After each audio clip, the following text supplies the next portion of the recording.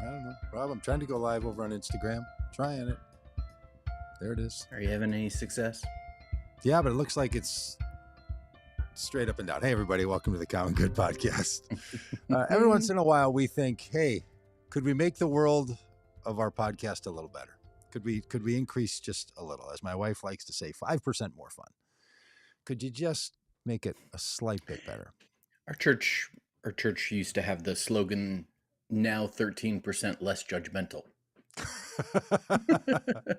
Okay, we're trying to be 13% better by also putting our live stream of this podcast on our Instagram account, which I have a very tortured relationship with Instagram. I just think it's designed to be so hard to work with. And right now, I can see over on the Instagram feed, it's just the middle of what's everywhere else. So sorry about that. I don't know. Maybe just listening to it would be better. Here, I'll try to put Rob up to the middle. Let's see what happens over on Instagram. Hey, Instagram, how you doing? There's Robb Ryerse.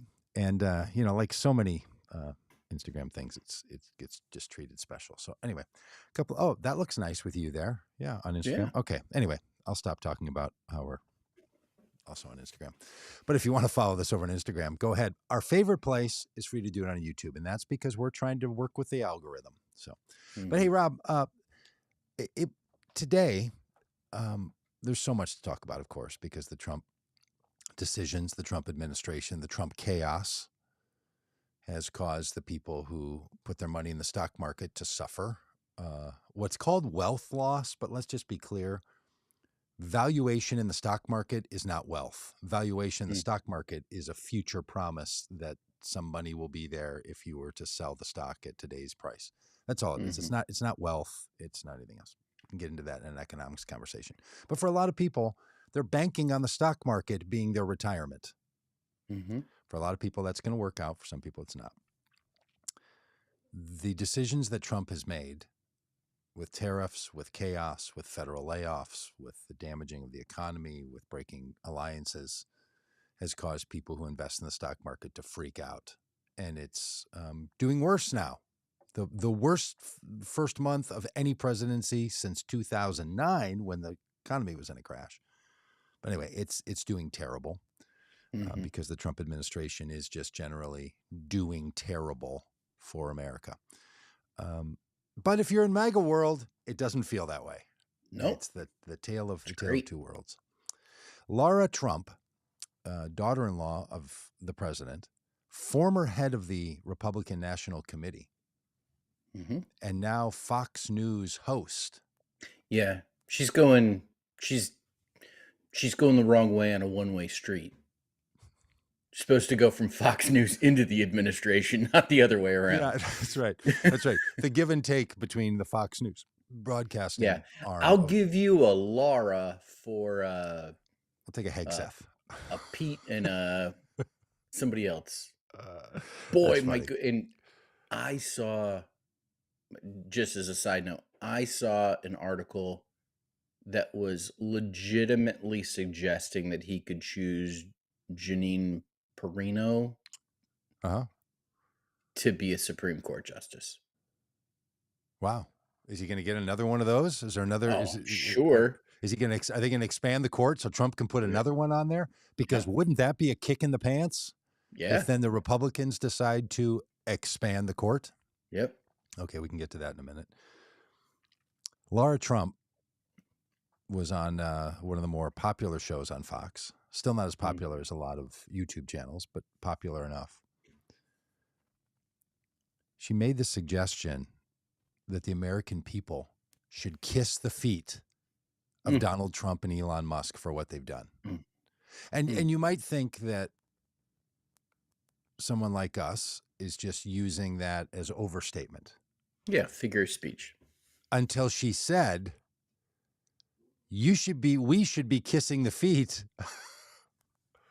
of Donald Trump and Elon Musk. So a Trump by marriage, a Trump by choice. Someone who may very well have kissed the feet of a Trump. Very literally. Could have sucked the toes as far as we know. I don't know. I've heard people like what they like. People are saying. I've heard people are saying there's toe suckers. Here she is. And you know what's happened with Donald Trump is we cannot survive as a country. So people ought to be kissing. Pardon me, I pushed the wrong button. You're going to get 2 Lara Trumps. Trigger warning, Lara Trump here coming. Again, telling us about how we're not going to have a country. I mean, these people's lack of trust in the American... Anyway, I'll get to that in a second. Here she is.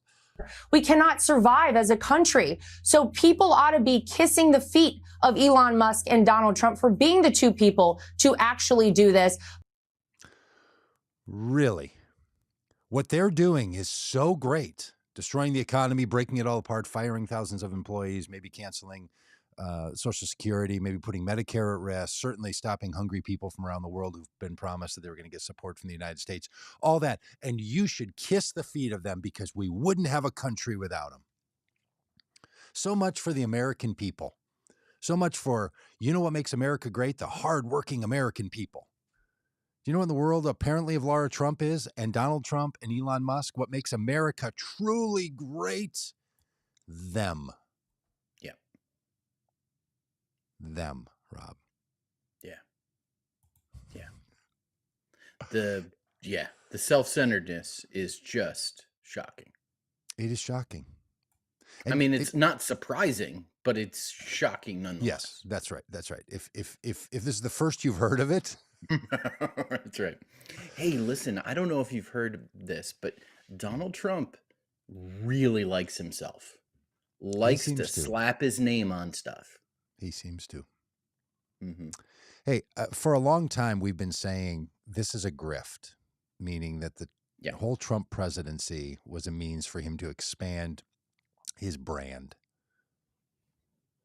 The brand really suffered after he led a violent attack on the United States Capitol that caused the beating of police officers and the harm and death of some. But they think the brand is back, baby. Yeah. And when we say that, and I say that to my Trump supporting friends, and they'll say like, oh, you just hate Donald Trump and it's not about the brand and it's not about all the rest of this. Well, you know who thinks it's about the brand? Sean Hannity, Lara Trump. Here she is again. By the way, this thanks to the Midas Network, where I saw this, because I'm not watching a lot of Fox News myself. In fact, I'm not watching any news currently. I'm reading a lot, but I'm not watching anything. It's curious how I'm I don't know. Maybe we should talk about how you're protecting your own spirit, heart, mind, soul from all this stuff. But I want to be in sort of control and you know, watching and listening to things. It sort of comes at you. We should talk about that, because I have taken a couple of steps I think are kind of interesting. Oh, okay. Huh. Little teaser. All right. Yeah, a little teaser. Hold on for that. But first, trigger warning. Here's another Trump telling you things about the Trumps. And you know what's happened with Donald Trump is it's never been hotter to get your hands on anything Trump. All the Trump properties are doing fantastically. You know, Trump shoes, you can't get a pair of them even if you try. Why would you want a pair of Trump shoes? Pair of Trump shoes. Maybe it's because you've got bone spurs that keep you out of the military and they help with the bone spurs. Because he's a tough guy. Maybe they cause bone spurs to keep you out of the military. You don't have to draft dodge the way Elon Musk did as a as a South African who chose a Canadian passport based on his mother's heritage to keep him from being in the services of South Africa. You know, real charmers, these guys. Yeah. Yeah, here's really self-sacrificing. While he critiques guys like Mark Kelly for being a traitor. Here's what's incredible. For people who've put their money in the stock market, it is punishing them. They're losing money. Thousands of federal employees have lost jobs. The economy is suffering. But you know what's doing great? Trump properties. Trump brand is doing great. When she has a chance to say things, it's not about what's happening to the American people only, which you would think if you're going to be a surrogate, you would talk about.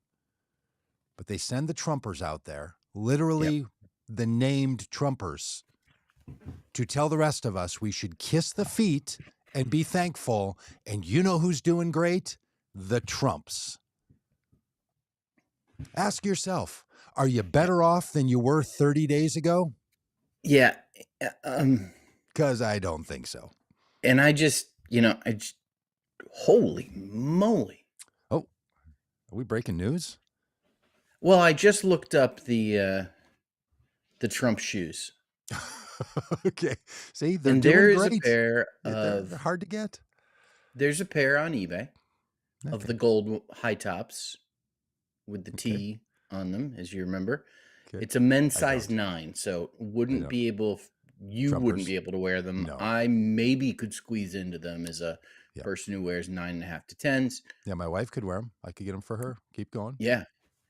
You wanna take a guess at the buy it now price? $37,000. You are off by more than a factor of 10. $307,000. $450,017.19. Does that come with a Trump casino too? A bankrupt casino? What do you get with the pair of shoes? You get a pair of shoes and a casino? Rob, it's just, I mean, it's so ludicrous, the whole thing. And look, if there are people who literally do want to spend $30,000, $400,000 on something with Trump's name on it, that's even a bigger problem. Yeah. That's literally even a bigger problem. Yeah, the economy, really, with the price of eggs, with inflation going up, all of this stuff, job reports being down. Do you want me to lean in the middle for Instagram? Should we talk like this? You just keep talking. I'll just entertain the Instagrammers, the two of them that are watching this thing at this point, who are like, this doesn't work. It feels like it's a time when people are belt tightening. They are reducing. That's it. Extravagant purchases, unnecessary purchases, kind of cutting back on the non-essentials.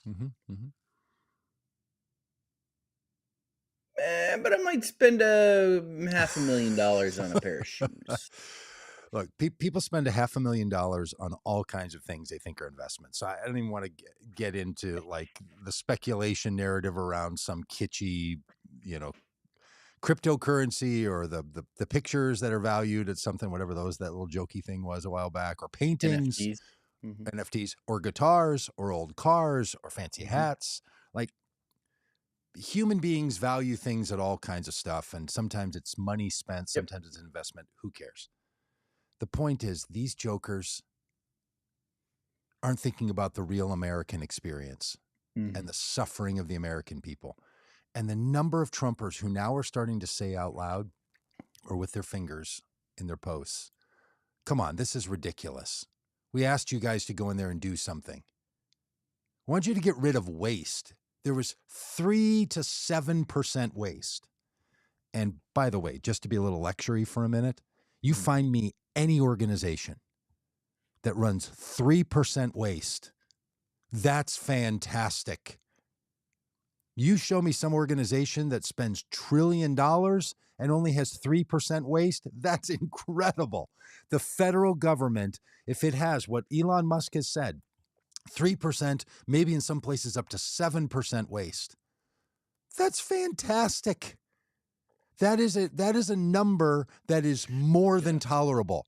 We should be kissing the feet of the people who've made it possible 100%. To only have 3 to 7% waste.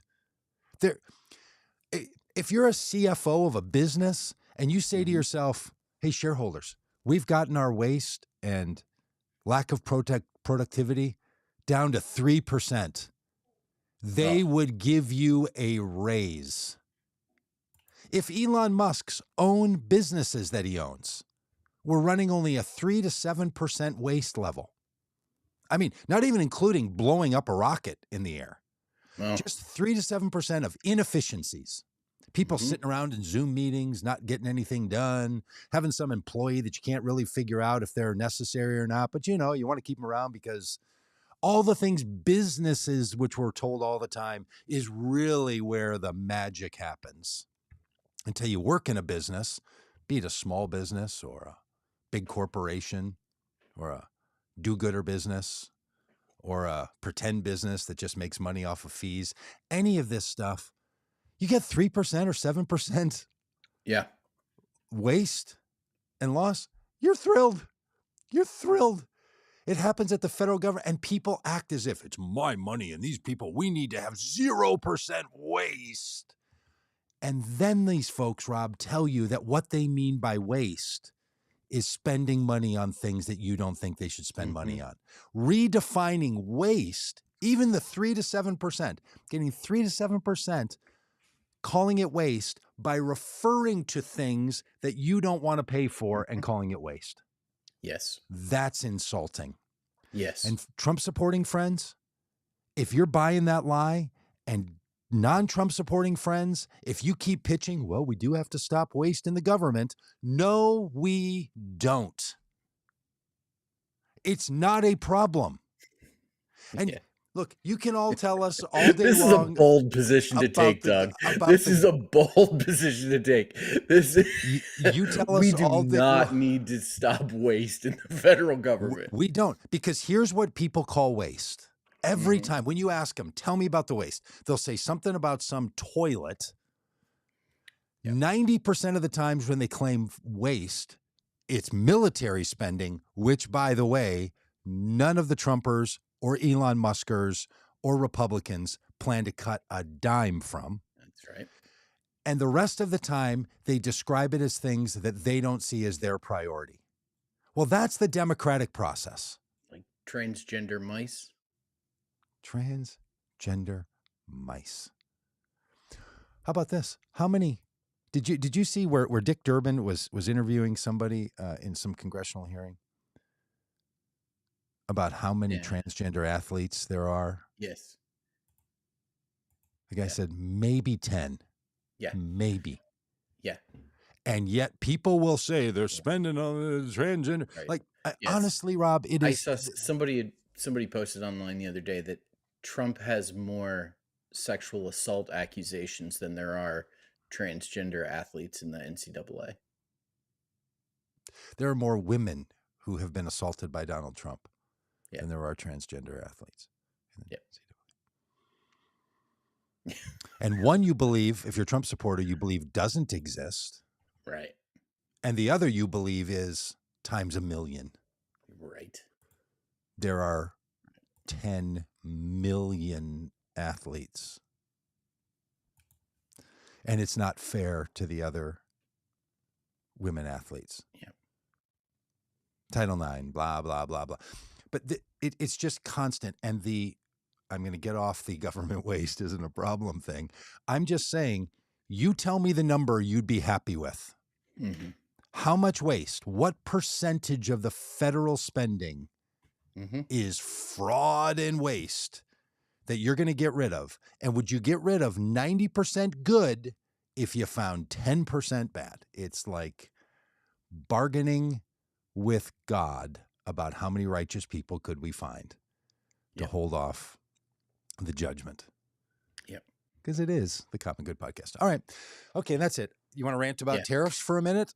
No, well, before we do that, I want to point out something that is a disturbing trend, and is becoming more common over the last couple of weeks. That those of us that pay attention need to, really need to be cognizant of. Doug, throw up one of those Truth Social posts from the president. Here's one from, I think, May 4th, maybe from a week ago.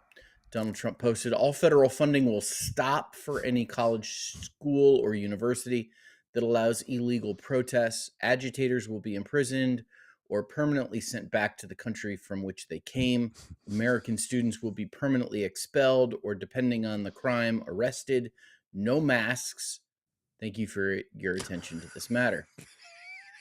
It's the thank you for your attention. Please, I mean, my God, who is what? Okay, go on, Rob.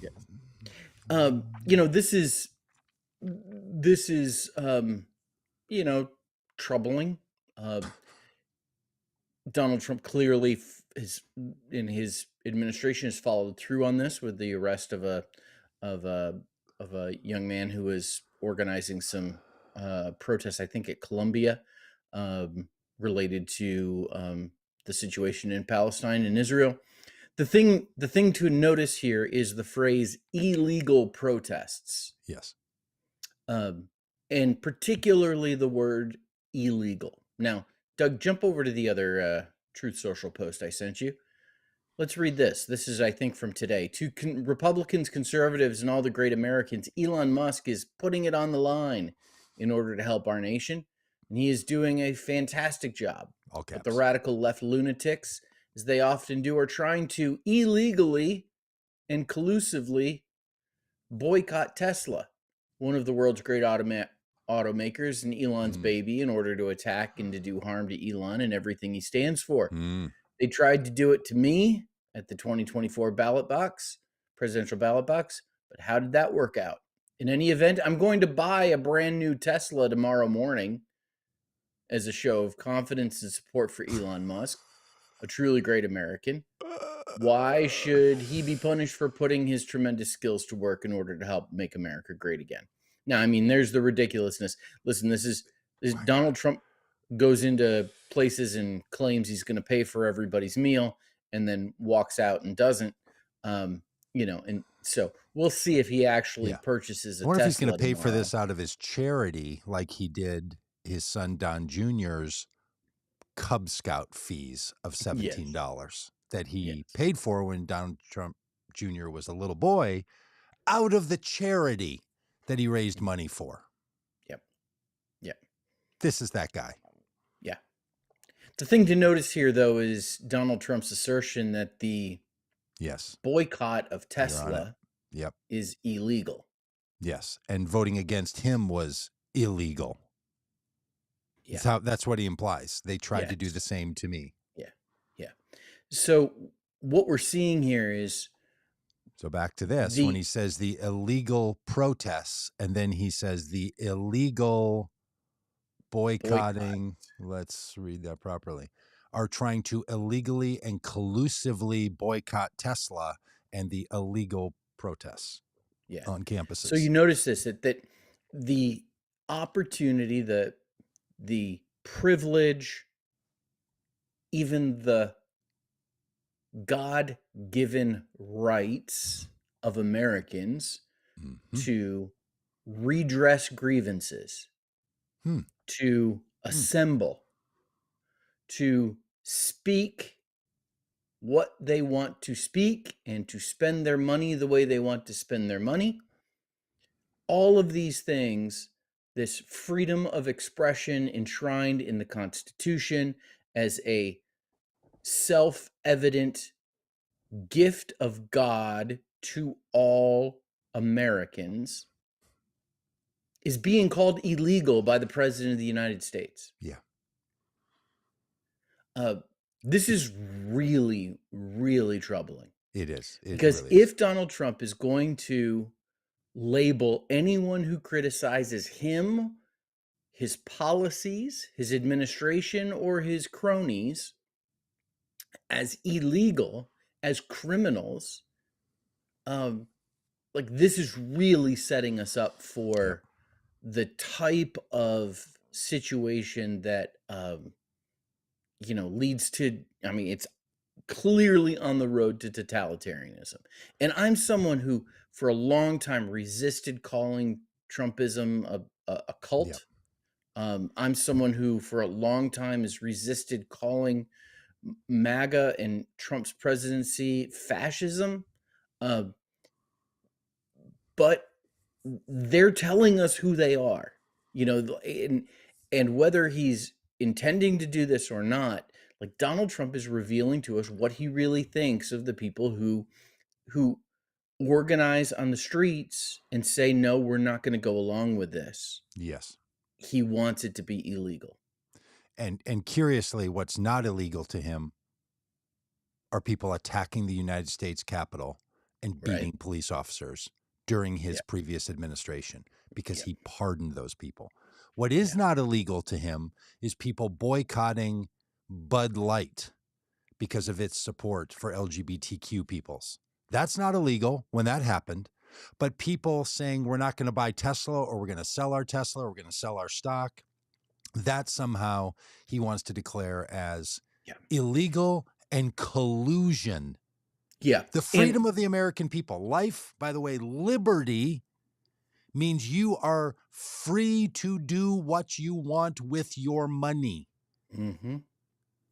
The government, according to these people, shouldn't own it and take it from you, and you can do what you want. But to Donald Trump, he now wants to say that's illegal. Now, this is a man, Rob, who has been found guilty of fraud and says, I'm not guilty. I'm not sure he uses words the way the rest of us do, and that's what's dangerous. Because when Pam Bondi, who's the Attorney General of the United States, takes this attitude and says, oh, if you speak out against the president or Elon Musk, that's illegal. Because Donald Trump has told us that his statements on Truth Social and Twitter are official statements of the president. Yep. He said it and argued it in court, which is why he said he was protected against the defamation that he was found guilty for when he sexually assaulted a woman and then said he didn't after he was found civilly liable. And that cost him $84 million in fines. And he said, no, it's not defamation, because when I write it on Twitter, it is a statement of the president. This is the chief law enforcement officer of the United States, the president of the United States. Yeah. So if people think it's just what he says, don't worry about what he says. Yeah, that's the thing about the president. What he says, like, I declassify the documents, actually carries weight. Right. Yeah. Actually carries weight. And listen, there has been vandalism of Tesla dealerships. There's laws for that. We don't need new laws. Remember Republicans used to tell us we don't need new laws. There's plenty of laws for that. Go on. Right. You know, there's been vandalizing, there's been, trespassing, and there have been people arrested for that. And those things are illegal, against the law. And Doug, you're someone who has done a number of direct actions knowing that you were going to break the law and get arrested. And that was kind of the point. But Donald Trump doesn't say that that's illegal. Donald Trump says that protesting and boycotting are illegal. Is illegal. Which are much broader terms, because you can protest without vandalizing. You can boycott without trespassing. Yep. So this is really, really concerning. And what he's doing, and this is what he does on so many things, is he starts to soften up the Trump supporters to change their thinking on things. Just go through the list, if you're a Trump supporter, of all the things you used to think and held to and now don't because Donald Trump told you not to. That list of things all followed this pattern. Mm-hmm. He starts to attack it. He starts to create a new narrative around it. He starts to tell you how to think about it until the next thing you know, you're all for Russia and you're all for tariffs and you're all for removing the soft power of the United States work around the world. All the things that you used to say were foundational to what it meant to be a Republican. And now you don't. And if you don't know how this actually works, how you microdose the Donald Trump drug, so that you start to say to yourself, maybe I just need a little more. And go on your little magic carpet ride and tell yourself, this is all working out. Yep. While inflation is on the rise, unemployment is on the rise, the stock market is losing value, And people who believe that our international relationships matter are scared spitless. There we go. How we all doing? Great. Yep. Now, again, here's what's true, Rob. For 4 years, we would describe what was actually going on in the Biden administration. Some of it we agreed with. Some of it was very hard. Some of it we vehemently disagreed with. But over in the Trump world, for 4 years, it was an absolute dystopian narrative that America has never been worse. Right. I mean, truly, for my Trump supporting friends, I just think, What now? Yeah. you suffered. I mean, you called the best economy we've had in ever the worst. So you chose to suffer in your mind during the good times. And now it's all inverted. The Trump people are like, it's like an AI video we're living in, where it's just beautiful. And I listen to the left wing and the progressives and man, those folks, they describe the bleakest reality. And the truth of it is, the economy is not that bad. The stock market has been inflated for a very long time. It's one of the measures. It's not the only one. But the real suffering is not only the suffering that's happening to you. It's the suffering that's happening because of the United States to other nations and to people not like you. And that's a thing Americans used to care about. And when you decide to get that back, maybe you'll find the American spirit again. Yeah. We rise to the occasion, not just for sheer power for ourselves. And if you don't care about that, feel free to say it. Yeah. And Democrats, if you do care about it, keep saying it, because truthfully, in all the media stuff, the mainstream media, the more micro medias, all this, the making things out to be so disastrous. Can I give a little illustration? Last night before going to bed, Shelley said, wow, I hadn't seen this one. And it was the removal of the messaging on the plaza outside of Lafayette Square in Washington, D.C., what's been referred to as Black Lives Matter Plaza. They're out there with jackhammers taking up the top layer. They're going to put down a new layer. And the headline was, Trump administration takes down Black Lives Matter Plaza. That's disturbing. And then I said, I know a little bit about how things work in Washington, D.C., and the federal government doesn't control the streets of Washington, D.C. or what's on them. The mayor does.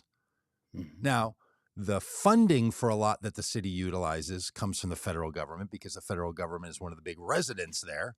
So it contributes a lot of the funding. And it turns out that one congressperson put up a bill that said, hey, we're going to stop federal funding to D.C. if you don't change Black Lives Matter.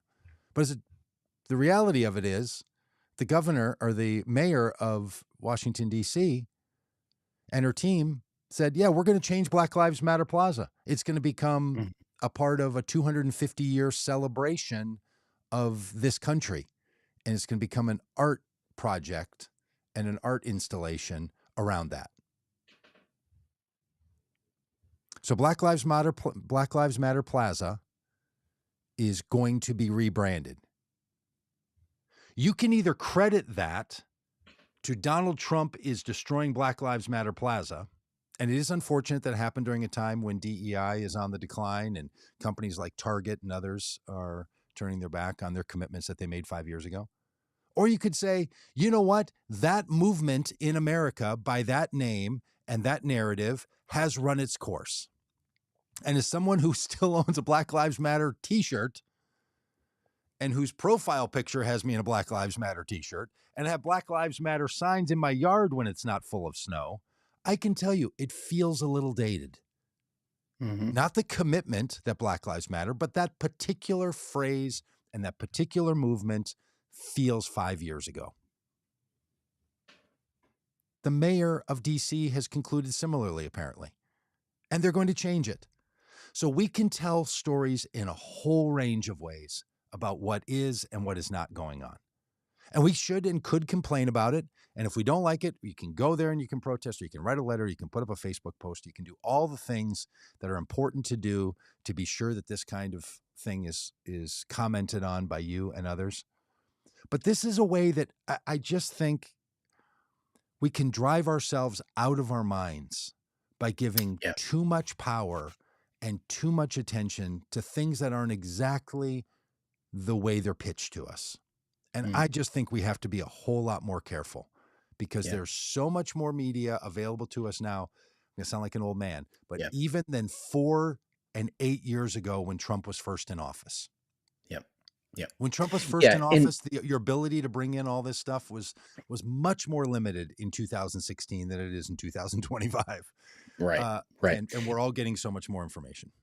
Even that video that was making the rounds over the weekend from the president of FIFA was visiting Donald Trump in the Oval Office, and Trump made an offhanded comment, about how, how they rigged the election and I'm president. And it's easy to, he's very unclear with his antecedent of who they are, which election he's talking about. It's very unclear. So many people jumping to see, hold on a second. Yes. Let's not. So, I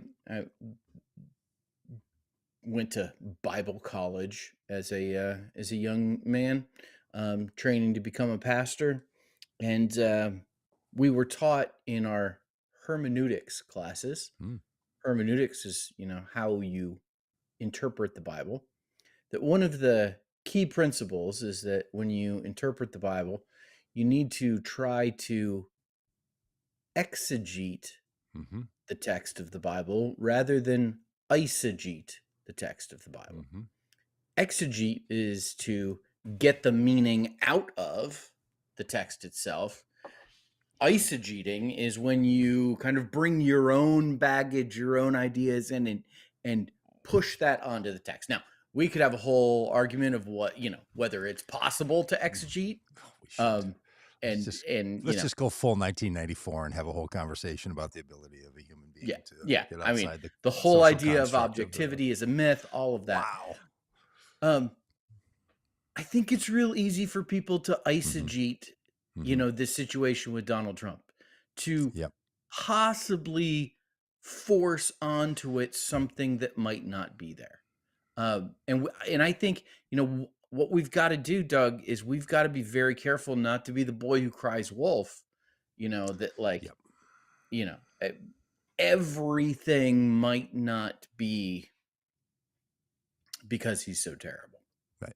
It's 98%. But everything might be because he's so terrible. It's 98% of the things. We're just... See, I missed that joke. The joke should have been, it's somewhere between 93 and 97% of the things, and we're just trying to get rid of the 3 to 7% of waste. Yes, totally. But I think you're really onto something. And the reason for this is not because, we're trying to find some purity of complaint. Right. It's there are so many real things that are a problem. Who has time to run down the false road? I put up a post, I think, the other day, or sent out some notes or something about this news story about Tucker Carlson being hired to replace Jimmy Kimmel. Right. It wasn't true. No. You looked it up, sent over a thing. I had to text somebody back and for crying out loud, somebody who I know knows Tucker Carlson. I was like, hey, let's see if we can get on Tucker Carlson's show, me and you, if he's going to be on there. Let's get on. He's like, what? What's going on? And I'm like, oh, this. And then 45 seconds later, I'm like, hey, never mind. I got suckered into this thing. Now that's just true fake news. That was just like an onion level of satire from 4 months ago or years ago or something. I don't know, a while back. But then there's the misinterpreting of something that's going on. We're going to get it wrong, and it's okay. I'm not blaming anybody if they're like, well, Trump ripped up Black Lives Matter Plaza, or Trump said that the election was rigged. Very well could be true. Spend a little time, figure it out, and decide. And in the meantime, there are things that we know are going on. Elon Musk is saying that Social Security is a Ponzi scheme. The stock market's a Ponzi scheme, but I'm not sure that Social Security is. It's backed by the full faith of the federal government. Yep. And That, even if it by is a the Ponzi way, scheme, it's one that the federal government promised people to. Yeah, the group that produces the money, Mm-hmm. that makes the money. Little side note, this is for you, Alex, if you're watching. The federal government doesn't get money from the American people. That's right. It gets money from the allocation of Congress. Jon Stewart was deciding again whether he's a comedian or a social commentator and is unclear about his role in the world, and was talking to somebody about if we just went out and got the taxes that are owed by Americans and not paid, that would be enough money to stop poverty in America. $1.7 billion or something. If we just could get the money, because the government doesn't have it, just dead broke without it. We have to get it from the American people. Like the federal government doesn't have money and needs to get it from the American people. Or worse yet, that the federal government doesn't have money, so it borrows it from others and puts us in debt.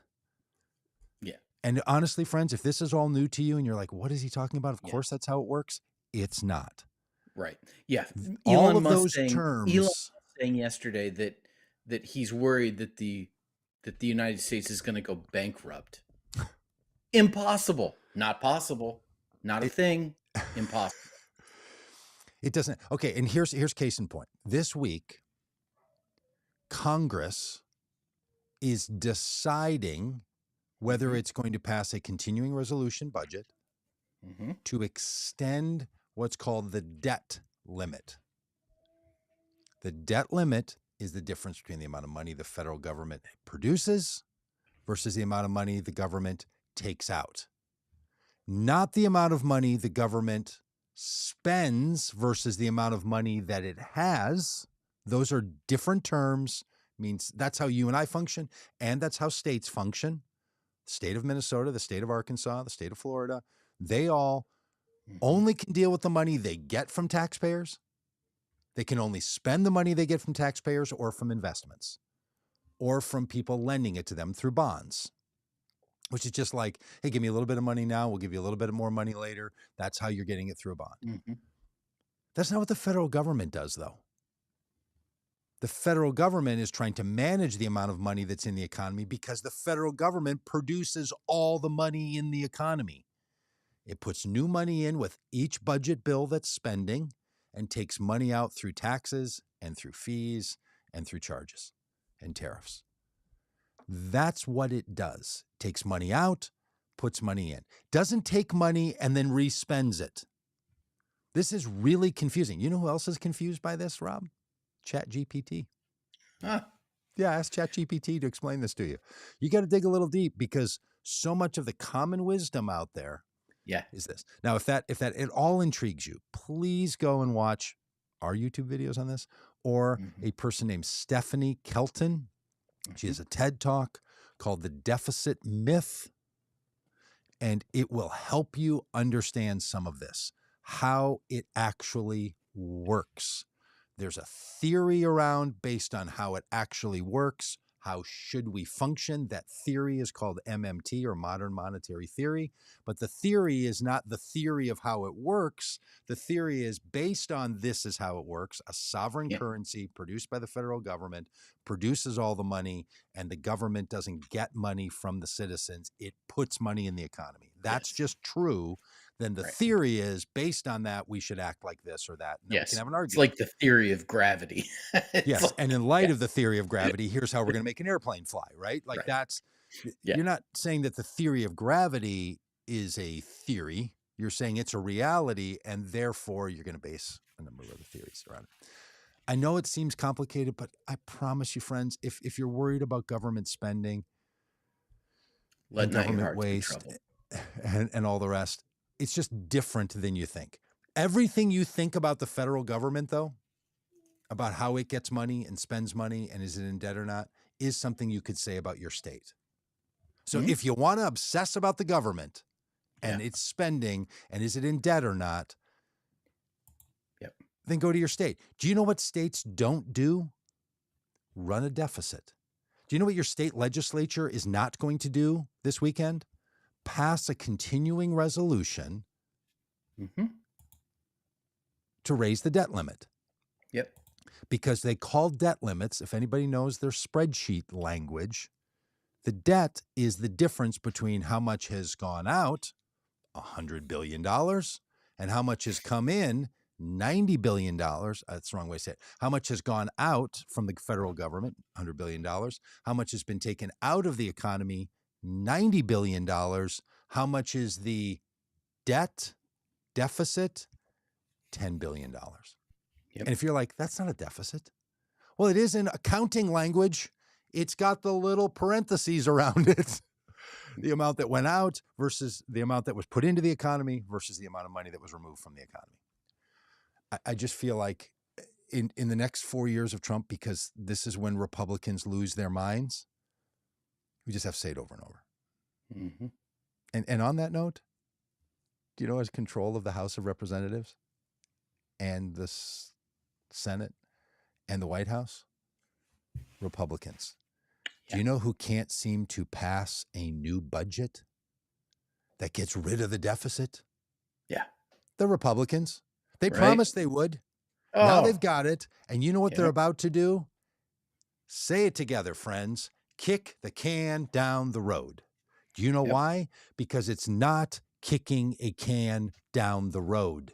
Right. You want to solve the deficit? You want to get our national debt to zero? Take all the money out of the economy, give it back to the government. There you go. You got it. Now there's no money in the economy. It's just crazy talk. And I don't know why we continue to tell ourselves we're borrowing from China. We're borrowing from our children. 50 states, none of them do that. You know why? Because they can't. It wouldn't function. Right. The federal government's not because borrowing money from currency. Anybody. It produces the currency. Right. Yeah. The qualitative fundamental difference is who produces the currency. Yes. And when you are the one making the money, literally making it, the rules are different. You know, it's not like a monopoly banker. No. The monopoly banker does not make the money. The monopoly banker simply distributes money. Yes. It's not that. That's literally what our banks do. The way the federal government and the Treasury move the money into the economy is through banks, which they have very specific relationships with. So it's like the banker in Monopoly. Yeah. Do you know what the federal government is like? Hasbro, who printed the money that they put in your Monopoly game. They printed it and then put it in there. And for every game they've made, they printed more money and put it in there. That's what the Treasury does when it's told to by Congress. Every time Congress passes a spending bill, that's what they do. They produce new money. And you know what they don't do when they do? produce a new game? They don't confiscate money from a bunch of other games and put it into that game. That's beautiful. They don't call everybody and say, hey, we saw you bought a Monopoly game back in 2004. We're going to need you to send in, one of each bill. Okay, that's genius. That's genius.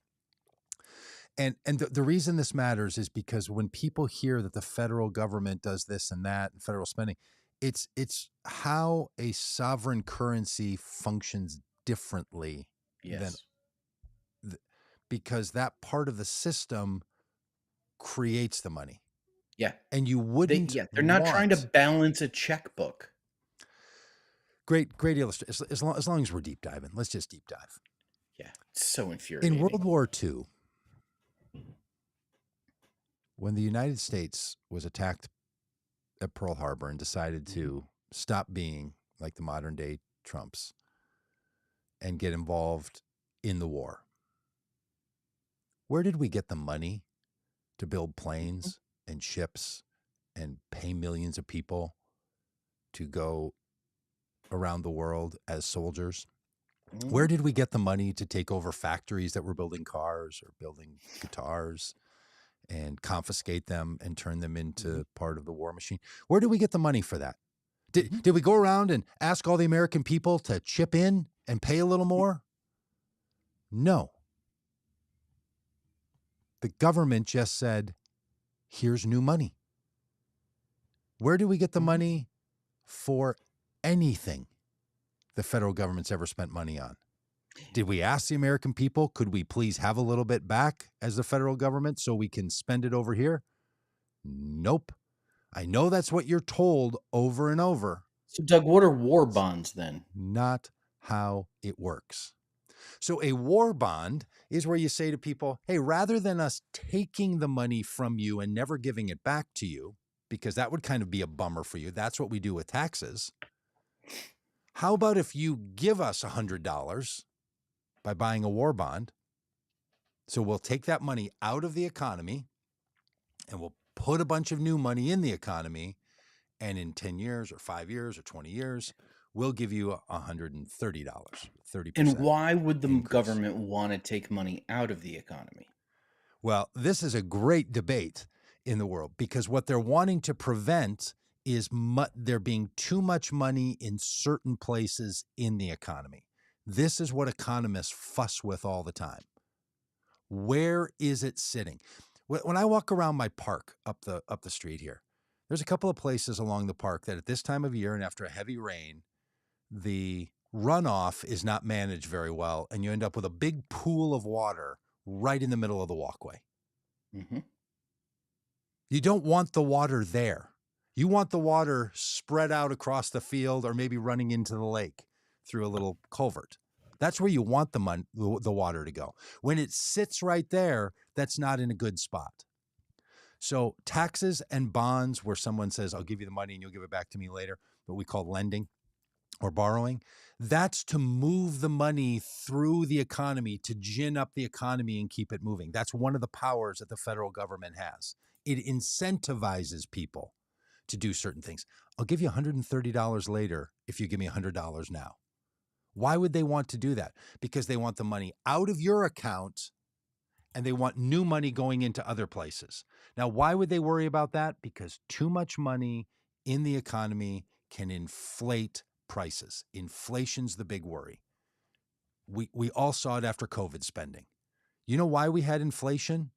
COVID spending. It wasn't yet all the Biden spending. That's still coming.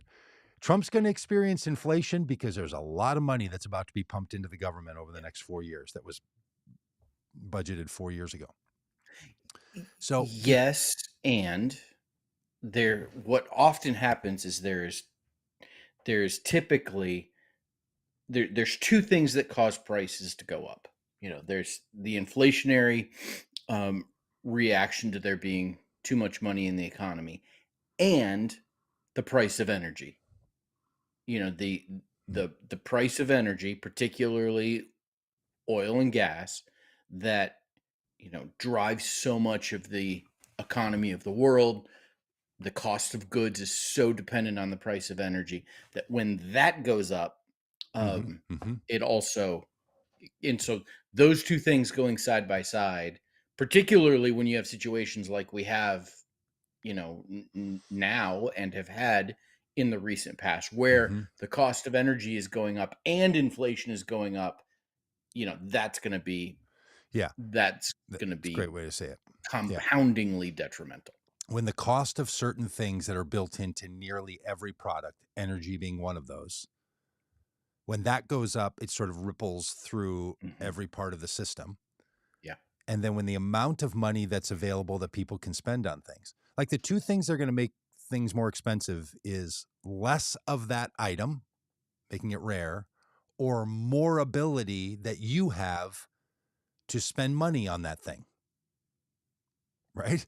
If everybody could only spend $300,000 on a Trump shoe, then the price can't go above $300,000 because people can't spend it. But if a bunch of people could spend $400,000 on a Trump shoe, then somebody selling is like, well, why don't we sell it for $400,000?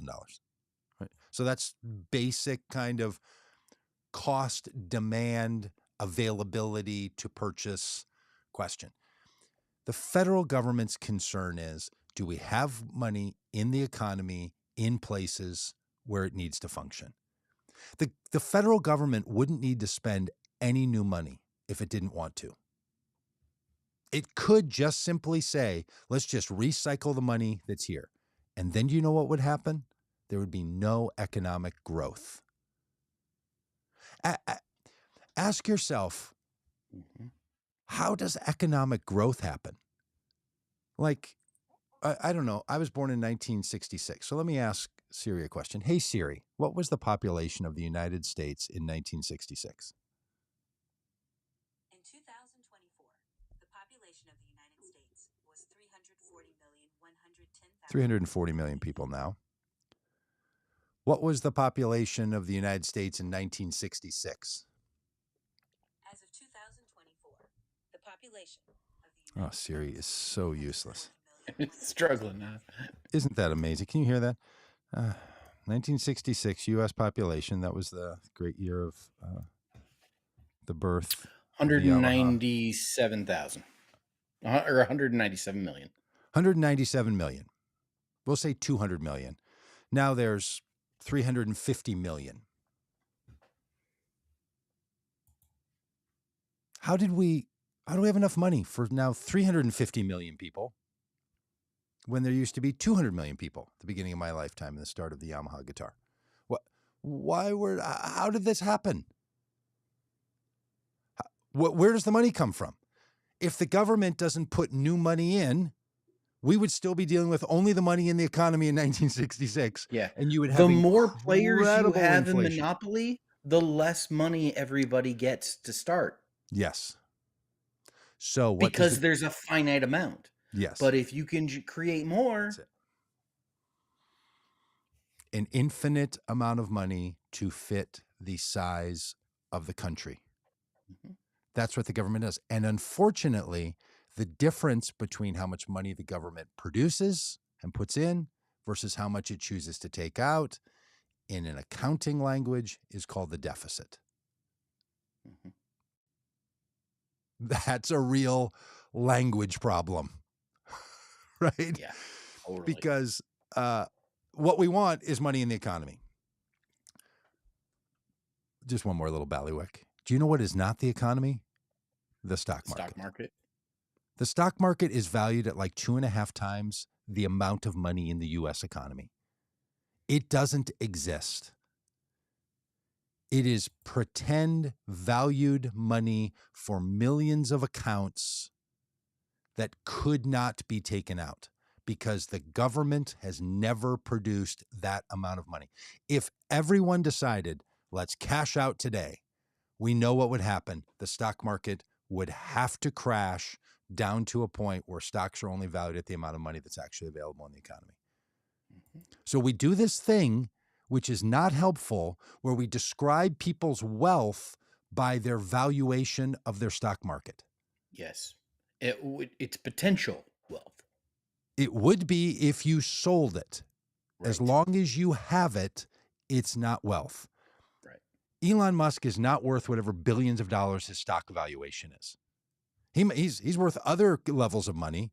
It's a lot. Yep. Do you know who mocks the United States all the time and the world's wealthiest people language around the stock market? Saudi princes. We're like, you know who actually is the richest person in the world? We are. Yeah. Because we are the currency. I mean, the good news is in the United States, the U.S. Treasury is not owned by anybody. In some countries, in some nations, now that money is held by the royal family. Yep. But we do this weird thing where we call wealth what something is valued at. Like your house. If your house is worth more money than you owe on it, you could Yes. say, I have this much Yeah. value in my Yes. house. Yes. And we call that equity. You have equity. You have that equity in your house. Now, when it comes the day that you actually sell your house, fingers crossed that equity's still there, that the housing market hasn't crashed, because you Yes. might, be underwater. Like, these things are flexible. They are not fixed. And unless you follow the advice of Tom Selleck on at 2:12 in the afternoon during Jeopardy Yeah. and do a reverse mortgage, when you sell your house to get the equity, do you know what you don't get anymore? Your house. Mm-hmm. Your house is now gone. Yeah. The value of the stock market is the value of these stocks right now, and they're worth nothing to you until you sell them. Right. Now, people every day are cashing out of the stock market and choosing to Yeah. retire, and while the number Great. stays up, it works great for them. Fantastic. But that's not the economy. Any Right. money that goes from what I like to refer to as the pretend money in the stock market, and you convert that into real money in the U.S. Mhm. economy, Mhm. then you get it in U.S. dollars. Mhm. Now you're in the economy with that money. But the day before, when it was in the stock market, you just said, this is how much I think I will get if I sell now. And there's always little ups and downs. So when the stock market sees a huge crash and the top 7 billionaires that sat with Trump at his inauguration lost $200 billion yesterday or whatever it was, some nonsense amount of money, those guys aren't like, I lost real money. They're like, this thing's gonna up and down, and we're gonna use it for leverage, and we're gonna use it in all kinds of ways that people use their valuation in the economy. But to your average person who's just in a retirement fund, you get your Edward Jones account thing, and it says, oh, you now have $100,000 or $500,000 or $7 million worth of value in some stock account. That's great. You don't want it to go down, but that's not the economy. That's not. Yeah. Point made. This is just. Is it, or should I just keep drilling? No, I think we're good. Hey, can I read you a new post on Truth Social that came out while we were ranting about please, how the economy actually works? Let's talk about impact on the economy. Here we go. Donald Trump posted not long ago, based on Ontario, Canada, placing a 25% tariff on electricity, in quotes, coming into the United States, I have instructed my Secretary of Commerce to add an additional 25% tariff to 50% on all steel and aluminum coming into the United States from Canada, one of the highest tariffing nations anywhere in the world. This will go into effect tomorrow morning, March 12th. Also, Canada must immediately drop their anti-American farmer tariff of 250% to 390% on various U.S. dairy products, which has long been considered outrageous. I will shortly be declaring a national emergency on electricity within the threatened area. If it's a national emergency, maybe it's only declared in the threatened area. This will allow the U.S. to quickly do what has to be done to alleviate this abusive threat from Canada. Yeah, Canada's abusive. If other egregious long-time tariffs are not likewise dropped by Canada, I will substantially increase on April 2nd the tariffs on cars coming into the U.S., which will essentially permanently shut down the automobile manufacturing business in Canada. Have you been following this whole thing that the person who's essentially the governor of the province along the U.S. Canadian border has said, oh, you're going to put tariffs on us after signing a deal 5 years ago, that we had free trade? You're going to renege on that deal and you're going to start to put tariffs on us? We're going to put tariffs on the energy that the states, New York, Michigan, Minnesota, northern border states that are getting their electricity not from the United States, but from Canada, because they're so far north that that's the infrastructure they can utilize. He said, oh, we're going to put serious tariffs on there. And if you raise any other tariffs on us, we will cut the electricity off completely. Mm-hmm. You know what? That is terrible for the Americans living in those places. But this is what Donald Trump has done. Started a fight with Canada over nothing, put tariffs that are punishing Canadians. Yeah. And this guy's like, we are a sovereign nation, man. Yep. And you know why Canada has works? high tariffs on, you know why Canada has high tariffs on American dairy? Because they have their own farms in Canada. And they Yes. want those, they want to reduce the competition that their own farms have with American farms. And so they use, like, okay, like, and because they know that the United States government is subsidizing those farmers. Yeah. So the reason they have those tariffs on dairy and meat is because they're like, we're trying to make an equal playing ground, and your government is giving money to your American farmers in subsidies, farmers living on the backs of the American people through federal funding. And the Canadians are saying, the federal government just makes money. And the Canadians are saying, we need to make it a level playing ground so that our farmers who aren't receiving those subsidies can compete evenly. Right. So it's farmer versus farmer. And look, ask yourself again, why does Trump want the tariffs? Was it about fentanyl again? Can't quite remember. Was it just about trade is imbalanced? Was it about, quote, Canada has been ripping us off for years? What's he trying to solve with tariffs? Nobody seems to know. He doesn't seem to know because he keeps putting them on, taking them off, and none of the conditions have changed. So why are you taking them off and why are you putting them on? And then Canada's like, oh no, we are serious. Stop this tariff nonsense. Go back to the deal that, as it turns out, President Trump signed. The Canadian-Mexican trade deal. Rewrote NAFTA, didn't like NAFTA in almost the same language, and now has turned his back on the very deal that he struck, that he now calls the worst deal in American history. It was his deal. And the Canadian government is like, let's go. Let's see how this works. Do you know who's going to suffer severely when steel sees a 25 to 50% increase? The people who pay the tariff. Do you know who that is? The people who buy steel from Canada. American companies. Manufacturing? Hello? That's who pays the tariff. You know who doesn't pay the tariff? Canadians. So now if the United States wants to say, let's simply buy only steel made in the United States, give that a try. Do we have steel manufacturing up and running in the United States to solve for the amount of steel that's needed? And if so, why have we been buying it from Canada? Or do we live in a global economy where the United States wants to expand our economy outside of our own borders? Do you know why? Because we want US dollars being spent around the world.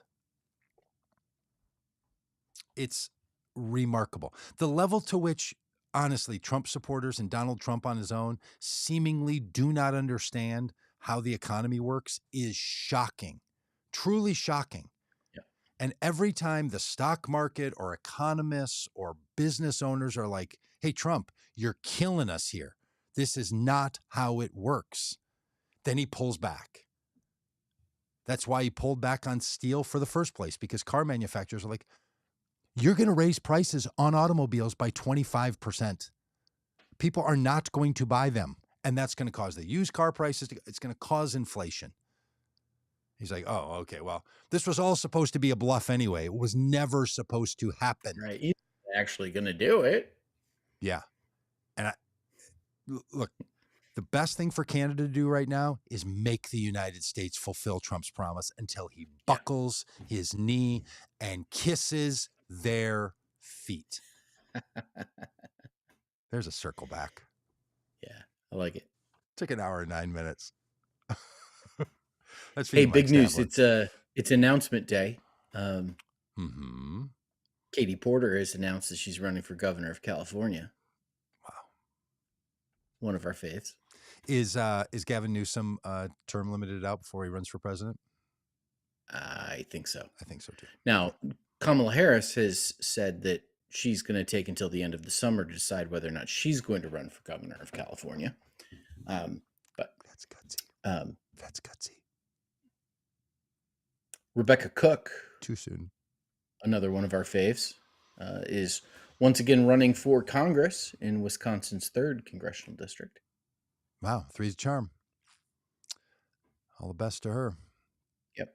And the lieutenant governor of Michigan, whose name is now escaping me, announced that he'll be running for governor of Michigan. Because I think Gretchen Whitmer is Big Gretch. Term limited.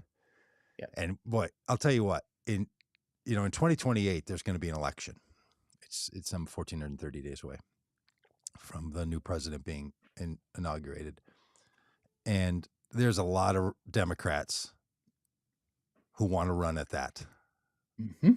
Because it's been a long time now for them since 2020, since all the Democrats had a chance to get in, because that's what happens when you have an incumbent that chooses to run and then drops out in the middle of it. There are people ready to go. And Gretchen Whitmer is, I hope, clearly running for president. Gavin Newsom, I hope, is clearly running for president. Pete Buttigieg is going to run for Senate in Michigan as a platform to run for president. Oh yeah. Oh yeah. It's on like Donkey Kong. Tim Walz is going to run for president. Did you see that news that he was kind of sniffing around it? Look at this response. See the deadness in my eyes? Yeah. It's my response. Cold, hard stare. Maybe he and Tim Kaine could be a little. Oh my goodness. Little buddy comedy of running for office. Oh. I just threw up in my mouth a little bit. It's just Tim Kaine. Just those two would be the weirdest waivers in the history of politics. I mean, just Tim Kaine, like the two of them, they can't wave like normal people. Yeah. You throw Bernie Sanders in the background back there. If you were going to wave, how would you wave? Like the Queen. I'd wave like the Queen. My hand would there sort of move back and forth. Would you do like this? The two arm jazz hands wave.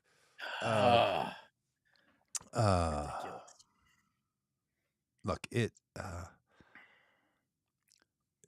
what's going to happen come November 2027 is there will be tens of millions of Americans who will say, this is the choice we get, right? Yep. That's how it's going to go, because we always feel that way. How can this be the choice? This is the only, this is These American. Are the best two people we have in the country. This is as American as it gets. Now's your time to not be frustrated by that soon reality that will come upon you. This is your time to be like, it could be this one. It's like that scene from Airplane where that old movie where the guy says, what do you make of this? And he says, well, I could make a brooch. I can make a hat. I can make that little shtick, which to people of a certain age is funny. It could be this person. It could be this person. It could be this combo. What if we did it like this? I mean, it's if you care about politics as like a nerd, this is a great time to be sort of imagining who moves in the White House. Do you know what is also going to be happening at the same time? The darkest competition to take over the mantle from Donald Trump. Mm.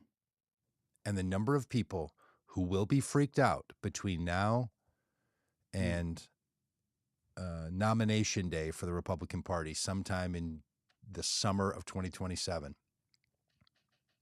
that J.D. Vance is going to run for president with Donald Trump as his vice president.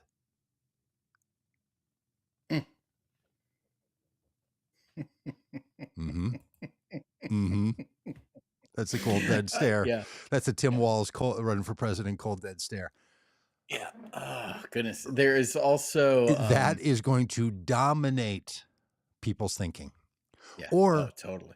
anybody running for president with the promise that they will pick Donald Trump to be the vice president and essentially turn the presidency back over to him. Yep. That is going to, mark my words, if the man is alive, that is going to be on the table. Or even worse, Doug, Don Jr. Don Jr. runs. It's Trump. Don Jr. runs. Daddy runs as his VP, and then basically takes over the White House as the vice president. And that, friends, is how you get a third term of Donald Trump. And the Trumpers and the Republicans will have no choice better than that one. That is what's coming down the pike. Good times. And we'll be here to talk you through it. One guy in his attic, one guy in his basement. Old and tough. How about that? Had you considered that narrative before? Had that run you? Oh yeah. I mean, I don't think Ray is gone. That or Ray is wrong that we're talking optimistically that they'll even allow election in 2028. I mean, if protesting and boycotting are illegal, maybe voting will be as well. Thank you, Ray. Yeah, thank you, Ray, for that comment. Good point. Squirrely Preppers come along here near the end of the conversation. Good to see you. So great to see you. Holly Hope, not going to read your comment out loud because you never know who's listening. Because the internet stops us from saying that kind of stuff, but I think you're onto something there. But I hear you. Yabbits, thanks for being here. Look, Yabbits has probably got a long bit of who could run as president with Donald Trump as his vice president, but I do think the Don Jr. one is the ultimate. Ultimate way. Connie asked the question, is there a way to cash out what we have paid into the system? I trust myself better than these buffoons. Yeah, Connie, totally with you on that. The problem is that there is no, it's not like a bank account where there is no little safe deposit box with your name on it. No Social Security lockbox. Yeah, there's no lockbox with your name on it where they put your money every month, and then when they pay the interest, they put that in there too. That doesn't exist. It that's not how any of this works. Yeah. So if Connie's wondering about her Social Security getting it out, well, if you reach age 62, you can go first, and then 65, or is it 65 the first dip? I can't remember. I'm probably going to have to learn this at some point. You're closer to it than me. I am. Somewhere around 60, somewhere or another. You're going to want to know that. No. And Social Security is going to be here because so much of the economy is built on people receiving Social Security payments. It's never not going to be here. Yeah. Peggy, Sandy. What could change is the amount of money that people can earn that's going to be taxed for Social Security, which would be a great thing if they raise that limit to $1 million. That would make Social Security solvent, because Social Security being solvent is its own spreadsheet. It's like your date night budget. It's a different part of it, but it's the same money. The federal government isn't cashing your checks and putting them into dollar bills, and then, as Rob says, slipping them into a little slot with your name on it. It's kept track of in databases. Yeah. And then there's an Now obligation controlled to by build Doge. build into the budget that this is going to happen. And look, Yeah. as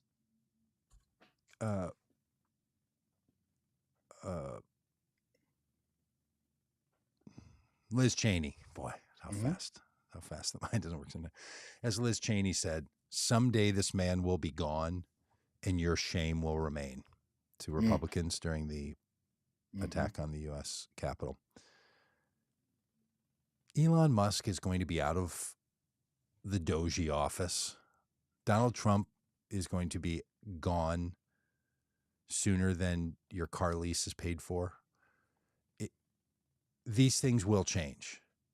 Then the damage that's caused by these people we're gonna have to respond to. Yep. And we have to make sure that the next election puts us in a position to solve for these problems that have been created. Yep. That's where we are. So unless you're planning to cash out, and look, I feel so badly for the people who in the next 46 months were planning to cash out. Yeah. I really do feel for that set of people, because this is really bad. Yep. Yeah, totally. But also saying thanks to Jim, Kimberly, Jakai, Max Powers.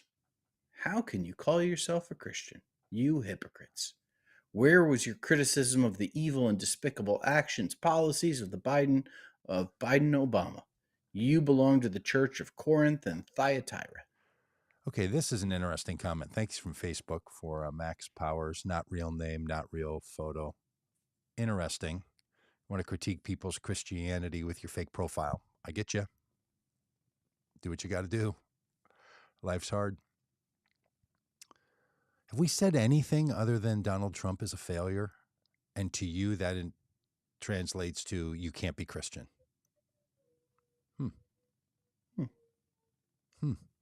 Yeah, and really, where was our criticism of the evil, like, I wouldn't call them evil and despicable, but the actions and policies of Biden Obama? Clearly, Max, your first day with us. Glad to have you here. Keep up the good work. Here, just a reminder to you, Max.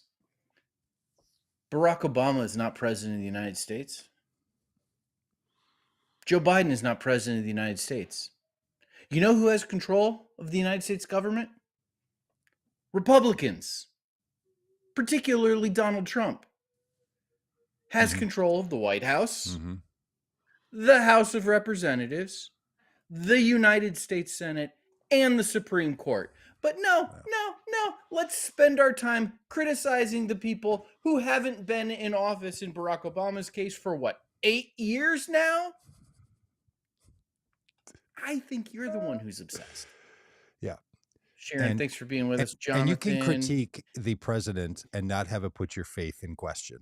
If you think you can't, if you think it's an act of Christian faith to support Donald Trump and to be opposed to Joe Biden, may I suggest that perhaps your faith is built on sandy soil. Before we leave today, I just want to point out that Sandy says she agrees with what I'm saying. So, thank you, Sandy. I'll put that up there. Well, there's somebody. I'll put that up there. Somebody. Not the Musk is an evil not man. That one. Not the what a joke. Hang on a second. Musk wants to get his hand on that. That one? Is that the one? I agree with what Mr. Ryerse is saying. Hey, listen, Sandy, it's Reverend Ryerse, but that's okay. But is it? Are you real Christian pastor? Look at that. Look at that. That's right. Weird. That's right. Hey, thanks, everybody. Hey, and if anybody stuck around over there on Instagram, which there's been a couple of comments and there's just like 2 viewers, because you should go on the Instagram account, friends. Go to Vocoma, go to Instagram. You'll see it's just the middle of this thing. It's like Rob's ear and a bunch of hats. It's really quite remarkable. Yeah, that's what we'd have to do. I think I can't remember now. I think I'd have to be way over here, which would be weird. Oh. And it's all for Instagram, which then comes up as a reel. The other way? And who cares? Maybe you think I have to come this way? There we go. Okay, like our two heads have to come together. Okay, Yeah. it's dumb. It's ridiculous. To people like You Mike could. Stavlin and others who listen just to the podcast, No idea what we're talking about. doesn't matter to you. You're missing out You're on not. it. You're not even. You're like, why would someone watch these guys talk? Well, That's Mike, what- why would you listen to us? That's talk? And then text us about it later. that's a deep. Well, please keep doing that. Please keep Oh, listening. absolutely. It's a highlight. And please keep texting us later It's about. it's a Tuesday night. It's a Tuesday night. Just little. It's like a little piece of emotional candy. That text coming in from Mike Stavlin. It's a little bit of honey. You just chew on Hey, it. Doug. Just keep Doug. chewing on it. Hope it doesn't pull a filling out. Doug, there was a list today that came out today of the happiest and the saddest cities in America. Ah, is one of the happier ones in the Midwest and one of the sadder ones in Arkansas? If you don't know, I live in the Midwest. Rob used to live in the Midwest. Now he lives in Arkansas. I'm trying to find Fremont, California, San Jose area. Oh, Top of the happiest? list. Fremont. Yeah, happiest. okay. Saddest city in America? Cleveland. Cleveland, Ohio. Is it really? Is it really? Yeah. Of course it is. Yeah. Well, cheers to you. Yep. We feel your pain, Cleveland. Yeah, we do. You're not a mistake, even though you're by a lake. Hang in there, little buddy. All right. Are we good? Hang on. There's one more. Looks like one more comment's coming in. That's. Oh, no, that was not a comment. That was Donald Trump's post. Okay. Well, thanks, y'all. Thanks for being part of the podcast. If you don't follow us over on YouTube. Minneapolis, number 34 on the list, by the way. Of happiest or saddest? It happiest. It ranks. Oh, I see. 1, 2. How many cities does it even include? I think 180. Oh, 180 cities. 182. Oh, wow. Fort Smith, Arkansas, 179. Wow. Yeah. Oh, Fort Smith's a rough place. I don't even know how they would do that. There's some things you just, I mean, Little feels Rock, like 160. it feels like there's things you could rank that are like highest and lowest, and anything in between's like, how do you judge between the 154th Yeah, what's the qualitative lowest difference and the between 172nd? Springfield, Missouri and Dover, Delaware? Like one bad storm or 6 people moved into town and were real crap. Like, how do you even? So it begin? looks like they rank. Let me see. They And what they makes come a up with city? score, total score. They've got emotional and physical well-being rank. They have income and employment rank, and then they have community and environment rank. And they use those to calculate a total score. Squishy math. Fuzzy math. Yeah, that was it. Fuzzy math. God, remember when Republicans and Democrats running for president argued about Social Security solvency? Lockbox. Strategery. Okay, we got to go. Bye. All right, bye.